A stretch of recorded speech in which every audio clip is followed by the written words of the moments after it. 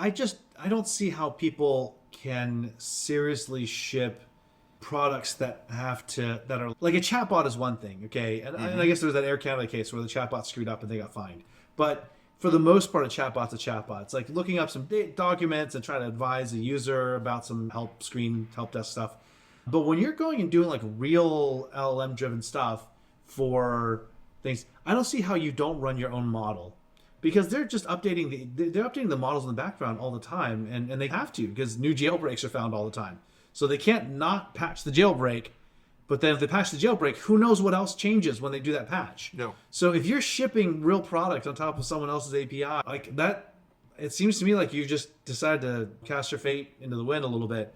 But to your bigger question about how do we think about the practice is just moving to this kind of very stochastic approach, I actually think that we'll have two things converging and we'll get less stochastic here. That'll actually put some sanity into this.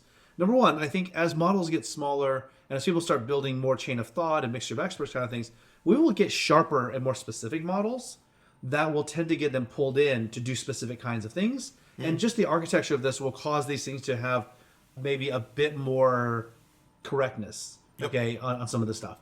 And then on the other side of it, I think we may actually, this is just a weird thought, but we may actually think about creating some intermediate declarative language-like structure and have that be the thing that's generated and have the thing get automatically validated before it gets executed, right? And so now you have models that are not directly just generating a bunch of Python, maybe with some like wrong code or even, God forbid, some red team adversarial code in there. You actually generate stuff by patching together well-known bits that came in through a fine tune or something. So we're not just writing arbitrary bits of Python.